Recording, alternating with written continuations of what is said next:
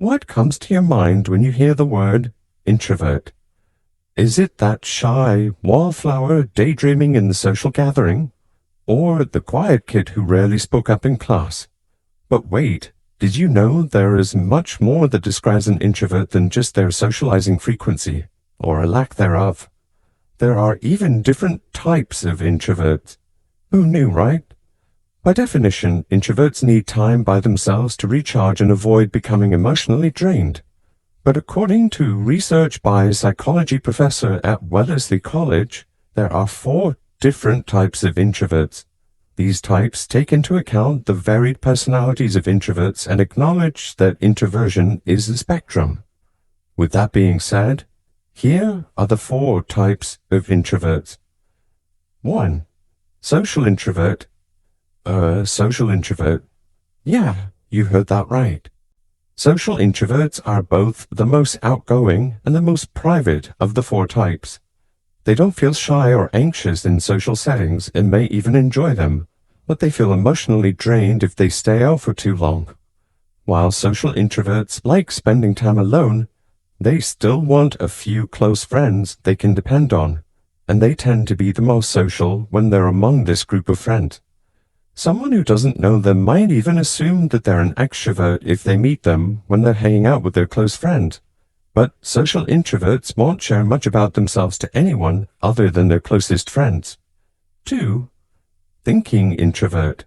Here you can conjure the image of the daydreaming wallflower. Thinking introverts also don't mind socializing, but they rarely do so because they're lost in their own little worlds.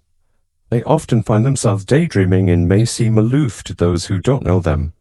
Thinking introverts are also very introspective and therefore more in tune with their feelings than the average person. Other people may have a hard time connecting with thinking introverts because they have a unique thought process and prefer to experience their thoughts rather than taking the time and energy to explain them to others. 3. Anxious introvert. Do you know of someone who might replay social encounters in their head and think about what they said or did and what they could have done differently? Perhaps a better label for the anxious introvert is the shy introvert. To differentiate anxious introversion from anxiety disorders, anxious introverts crave solitude, even when they're with their close friends. They're extremely uncomfortable in new or large social situations and analyze or ruminate on their behavior whenever they're in public. But it's important to look out for social anxiety disorders and not have the two mixed. In extreme cases, this aversion to social situations may develop into social anxiety. Although any personality type, introverts, extroverts, or ambiverts, can experience social anxiety or other anxiety disorders. But if you avoid necessary social situations because you have strong physical reactions such as shaking, increased heart rate, or nausea during them, it is a sign of social anxiety and not shyness and requires professional attention. And 4. Restrained introvert.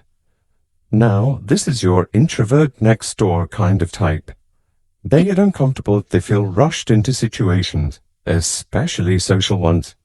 Restrained introverts are reserved, thoughtful, and don't like change. They'll go out if they've planned for it far enough in advance, but they would rather be relaxing by themselves, binging on their favorite shows, reading, or doing yoga. Restrained introverts find comfort in their routine, and may also find it difficult to get their mind and body moving right after they wake up.